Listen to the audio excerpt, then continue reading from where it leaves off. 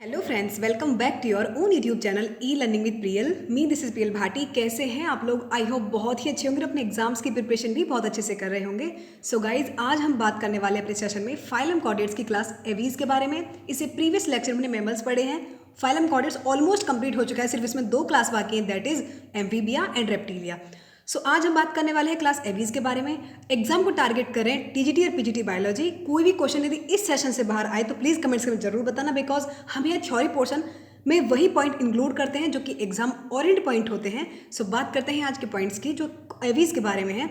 That means इसमें जो number of species हैं एवीज में, वो 9000 लिविंग बताई गई है, अप्रॉक्सीमेटली 9000 है।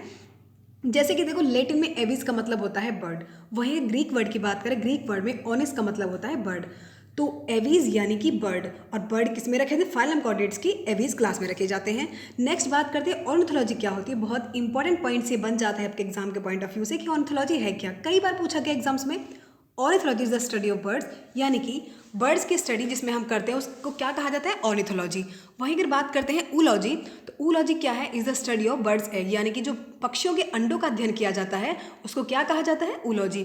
नेक्स्ट बात करते हैं फिनोलॉजी। फिनोलॉजी क्या है? Is the study of bird migrate, यानी कि जब बर्ड माइग्रेट करते हैं, एक स्थान दूसरी जगह जाते हैं, फॉर एग्जाम्पल प्रवासी भी हो जाते हैं, तो उसको क्या कहा जाता है? फिनोलॉजी के अंदर उसकी स्टडी की जाती है। नेक्स्ट बात करते हैं सलीम अली। सलीम अली कौन है? एक बहुत ही फेमस ऑर्निथोलॉजिस्ट हैं जिन्होंने कि बर्ड्स के बारे में बहुत ही अच्छे से स्टडी की है।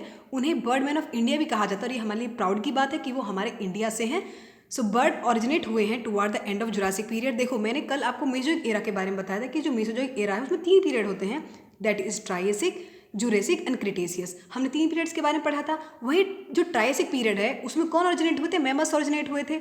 वहीं अगर जुरेसिक की बात करें तो जुरेसिक में कौन ओरिजिनेट हुए हैं? बर्ड्स ओरिजिनेट हुए हैं। आपको बहुत अच्छे से ये बात नोट करके चलनी है।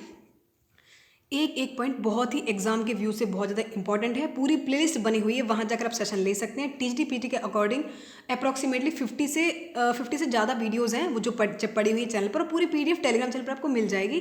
तो वहाँ जाकर आप शांति से एक चैनल को देख सकते हैं, एक एक वीडियो को देख सकते हैं। इनफैक्ट सिलेबस के अकॉर्डिंग पूरा ही जो पैटर्न है वो उस पर आधारित है। नेक्स्ट बात करते हैं कि जो बर्ड्स हैं, अभी मैंने बताया कि कहाँ से ऑरिजिनेट हुए हैं? जुरासिक पीरियड से। जुरासिक पीरियड किसका है? मेसोजोइक एरा का पीरियड है, और ये क्या कहलाते हैं? अब हम बात करते हैं नेक्स्ट पॉइंट की, दैट इज आर्कियोपटेरिक्स। आर्कियोपटेरिक्स जो है बर्ड्स में एक इंपॉर्टेंट टॉपिक है, क्योंकि देखो इससे जितने भी पॉइंट्स अराइज हुए मैंने वो सभी इंक्लूड यहाँ पे कर लिए हैं। जैसे कि आर्कियोपटेरिक्स है क्या? एक प्रिमिटिव वर्ड माना जाता है ये, और अभी ये एक्सटिंक्ट हो चुका है, लेकिन इसके जो फॉसिल हैं वो किसने डिस्कवर्ड किए हैं? वो हैं आपके एंड्रियास वैगनर। ये एक साइंटिस्ट हैं। इन्होंने इनके क्या किया? इन्होंने इसके जो अवशेष हैं इनको मिले थे 1861 में, इन्होंने इनके अवशेष पाए गए हैं। नेक्स्ट बात करते हैं आर्कियोपटेरिक्स जो है बेसिकली ये कनेक्टिंग लिंक कहा जाता है किसका? रेप्टाइल्स का भी और बर्ड्स का भी। बिकॉज देखो आर्कियोपटेरिक्स जो है इसमें दोनों के लक्षण मिलते हैं, रेप्टाइल्स के भी और बर्ड्स के भी। अब ये देखते हैं कि कौन से कैरेक्टर्स मिलते हैं। जैसे कि देखो आर्कियोपटेरिक्स के पास विंग्स भी थे, और विंग्स किस में होते हैं? पक्षियों में पाए जाते हैं। फीदर्स भी होते हैं इनके पास, और इनके पास हेड भी था, जैसे कि बर्ड्स के पास हेड प्रेजेंट वैसा ही था। और हर हेड के मतलब कि जो हेड पोर्शन था उसमें 3 क्लाउड डिजिट थे। और बीक कैसी थी इनकी? जिनकी चोंच में क्या थे? इनकी चोंच में क्या पाए गए थे? दांत। ठीक है, नेक्स्ट पोर्शन देखते हैं। पूरे ही कॉन्सेप्ट अच्छे से क्लियर करते हैं। बात करती है आर्कियोपटेरिक्स जो है विलुप्त कब हुए थे। तो जो आपके आर्कियोपटेरिक्स थे ये एक्सटिंक्ट हो गए, इनके विलुप्त हो गए क्रिटेशियस पीरियड में। स्पेलिंग गलत लिखी हुई है क्रिटेशियस की, ये कर लेना ठीक। मैंने भी बताया था कि 3 पीरियड थे, उसमें जो क्रिटेशियस पीरियड है उसके दौरान आपके जो है विलुप्त हो चुके थे आर्कियोपटेरिक्स। नेक्स्ट अब हम बर्ड्स के कैरेक्टर्स की बात करते हैं कि जो सामान्य लक्षण है बर्ड्स में कौन से पाए जाते हैं, हम उनको जिसके बेस पर उनको डिफाइन कर सकते हैं। सो एक एक करके सारे पॉइंट्स को देखते हैं यहाँ पे। सो बात करते हैं बर्ड्स आर फीदर्ड बाइपेड्स, यानी कि उनके पंख पाए जाते हैं, 2 पैरों वाले होते हैं, एयर ब्रीथिंग यानी एयर से ब्रीथिंग करते हैं, ट्रूली फ्लाइंग वर्टिब्रेट्स। आपने देखा होगा कि जितने भी पक्षी होते हैं सभी उड़ने वाले होते हैं, लेकिन यहाँ कंफ्यूज मत हो जाना। बिकॉज देखो जो बैट्स हैं आपके, यानी कि जिनको चमगादड़ भी कहा जाता है, ये तो क्लास मैमेलिया में आते हैं, बट ये भी उड़ते हैं, तो कंफ्यूज मत होना। जो बर्ड्स हैं वो तो बैट्स हैं, सॉरी वो तो मैमल्स में रखे जाते हैं, लेकिन जितने भी फ्लाइंग वर्टिब्रेट्स हैं वो सारे किस में रखे जाते हैं? आपके एवीज क्लास में। नेक्स्ट बात करें, जो बॉडी होती है वो कैसी होती है? लेस स्पिंडल शेप्ड, यानी कि बीच वाला भाग चौड़ा और चोंच और पूंछ वाला भाग छोटा होता है। और किसमें डिविजिबल होते हैं? इनकी बॉडी का head, neck, trunk and tail बहुत ही अच्छे डिस्टिंक्ट होते हैं सारे कैरेक्टर्स। नेक्स्ट बात करते हैं जो इनकी जॉ बोन्स होती हैं, जबड़े वाली जो हड्डियां होती हैं, ये क्या बनाती हैं? टूथलेस बीक, यानी कि इनकी बीक में कोई भी दांत प्रेजेंट नहीं होते हैं। इसको और क्या बोला जाता है? इसको, इनकी चोंच को बिल के नाम से भी जाना जाता है। नेक्स्ट बात करते हैं कि इनके जो लिम्स होते हैं, यानी कि जो पैर हाथ हैं, वो 2 पेयर्स में होते हैं, यानी कि 2 हाइंड लिम्स होते हैं, 2 फोर लिम्स होते हैं। इनके जो फोर लिम्स होते हैं, इनके जो आगे वाले पैर होते हैं, वो किस में डेवलप हो जाते हैं? विंग्स में। किसके लिए? विंग्स किसके लिए? उड़ने के लिए, ठीक है। अब हाइंड लिम्स की बात करें, जो पीछे वाले पैर होते हैं वो कैसे होते हैं? उनमें क्लाउड टॉस पाए जाते हैं। इनका जो एक्सोस्केलेटन होता है, यानी कि जो शरीर का ढांचा होता है, उस पर क्या प्रेजेंट होता है? फीदर्स प्रेजेंट होते हैं, यानी कि पंख प्रेजेंट होते हैं, स्केल्स पाए जाते हैं, क्लाउज पाए जाते हैं। इनकी जो स्किन रहती है उसमें कोई भी ग्लैंड प्रेजेंट नहीं होती है, लेकिन क्यूटेनियस ग्लैंड प्रेजेंट रहती है, जैसे कि यूरोपाइजल, जिसको कि आप प्रीन ग्लैंड या फिर जिसको ऑयल ग्लैंड के नाम से भी जाना जाता है, जो कि कहाँ प्रेजेंट होती है? टेल बेस में, राइट। नेक्स्ट क्वेश्चन देखते हैं। फ्लाइट मसल्स, यानी कि इनके जो फ्लाइट मसल्स यानी कि जो उड़ने में मसल्स हेल्प करती हैं, वो 3 कैटेगरीज में उनको डिफाइन करते हैं। एक तो है आपकी पेक्टोरल मसल्स, दूसरी है आपकी, अच्छे से देखते हैं एक सेक्शन, क्योंकि मसल्स के बारे में क्वेश्चन कई बार पूछा गया है कि भाई 3 तरह की मसल्स होती है फ्लाइट मसल्स। एक होती है आपकी पेक्टोरल मसल्स, एक होती है एक्सेसरी मसल्स, और तीसरी होती है टेंसर मसल्स। जो पेक्टोरल मसल्स, इसके 2 पार्ट होते हैं, pectoralis major and pectoralis minor. Next बात करते हैं, सब ये क्वेश्चन बहुत बार पूछा गया, सब the largest and most powerful flight muscles, यानी कि ऐसी कौन सी फ्लाइट मसल जो सबसे ज़्यादा पावरफुल होती है और सबसे लंबी होती है? वो होती है आपकी पेक्टोरलिस मेजर। एक एक पॉइंट को प्लीज़ नोट करते चलना अपनी कॉपी में, एग्जाम के व्यू से बहुत ज़्यादा इंपॉर्टेंट है। एग्जाम के बहुत दिन आपके पास नहीं बचे हैं, अभी टाइम है कि प्रिपरेशन को बूस्ट कर दीजिए, नोट्स बना के चले प्रॉपर। यदि आप इस चैनल से जुड़े रहते हैं तो गारंटी है कि आपका सारा सिलेबस कंप्लीट करा के चलूंगी मैं, with practice set and with previous year papers. So बिल्कुल भी टेंशन लेने की जरूरत नहीं है, बस प्लीज़ चैनल को सब्सक्राइब कर लेना, लाइक करना और शेयर करना। पूरी PDF आपको टेलीग्राम लिंक पर मिल जाएगी, तो वहाँ जाकर आप क्लिक कर लेना। मैं डिस्क्रिप्शन बॉक्स में लिंक भी डाल दूंगी। इनकी जो हड्डियाँ होती हैं, इनकी बोन्स जो होती है, वो कैसी होती है? न्यूमेटिक, यानी कि होलो, अंदर से बिल्कुल खोखली होती हैं और कोई भी मैरो में प्रेजेंट नहीं होती है।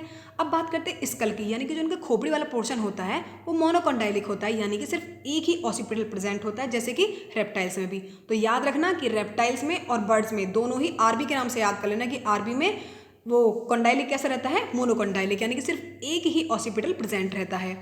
नेक्स्ट बात करते हैं, कमेंट सेक्शन में जरूर बताना आपको सेशन कैसा लगा। वर्टिब्री आर हेट्रोकोइलस, देखो इनकी जो वर्टिब्री हेट्रोकोइलस है, किसका कैरेक्टर है? इनकी गर्दन में पाई जाती है वर्टिब्री, वो कैसी होती है? हेट्रोकोइलस होती हैं। आपने देखो कि इनकी जो बॉडी होती है बहुत हद तक फ्लेक्सिबल हो जाती है, मैक्सिमम फ्लेक्सिबिलिटी जो रहती है वो किसकी वजह से रहती है? वर्टिब्री हेट्रोकोइलस की वजह से। और ये सैडल शेप्ड रहती है, सैडल शेप का मतलब होता है काठी के आकार की, राइट। अब वर्टिब्री पढ़ लिया, ये किसका कैरेक्टर? इनकी गर्दन में पाया जाता है। वर्टिब्री हेट्रोकोइलस कहाँ पाई जाती हैं? इनकी गर्दन वाला कैरेक्टर, जो कि इनकी बॉडी को बहुत ही अच्छे से फ्लेक्सिबल करने का काम करती हैं। अब एक इंपॉर्टेंट सेगमेंट है, that is synsacrum. Synsacrum क्या है? बेसिकली एक्सोस्केलेटन का पार्ट होता है, इनके स्केलेटन का जो पार्ट है उसको सिन सैक्रम बोला जाता है।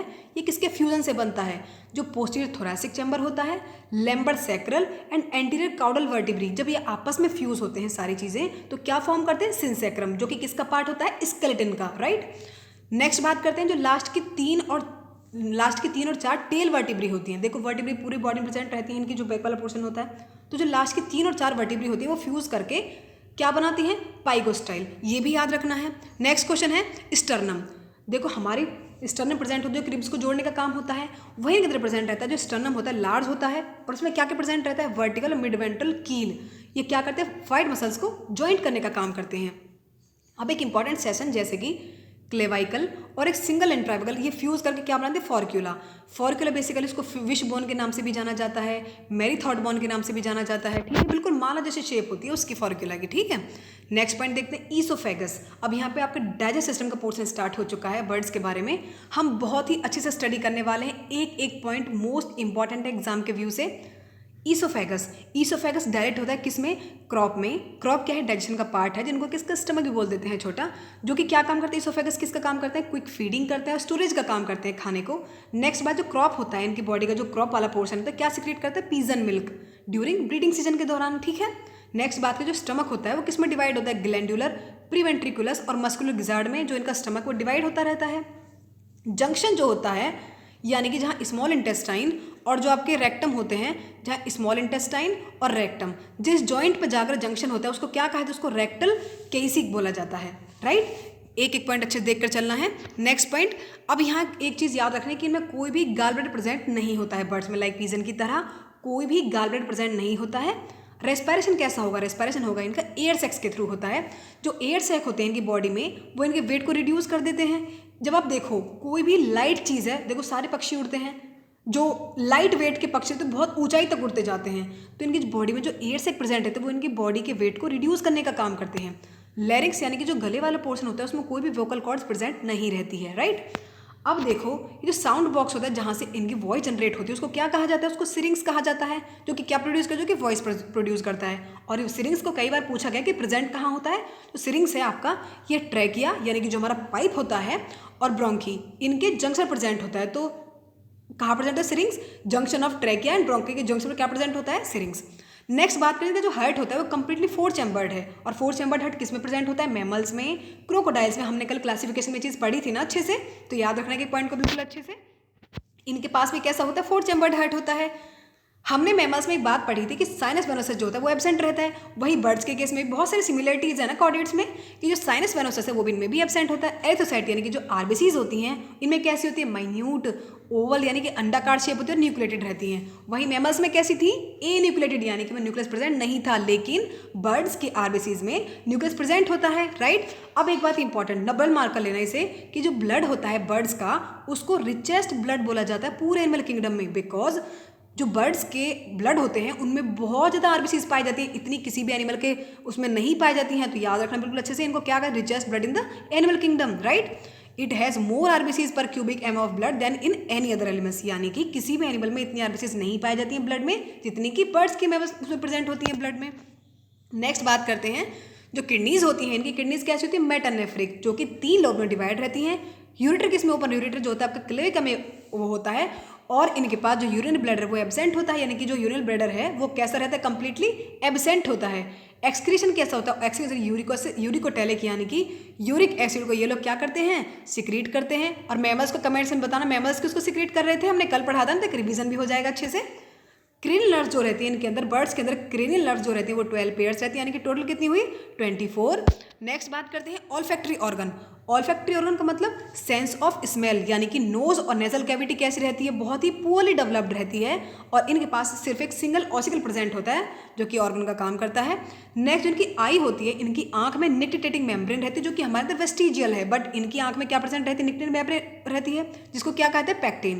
पैक्टिन क्या है? बेसिकली जैसे कंघी का स्ट्रक्चर रहता है ना, सेम वैसे पैक्टिन का स्ट्रक्चर रहता है, जो कि इनकी आईज में प्रेजेंट रहता है। किसके पास? ब्लाइंड स्पॉट, यानी जिसको अंध बिंदु कहा जाता है, वहां पर प्रेजेंट रहता है।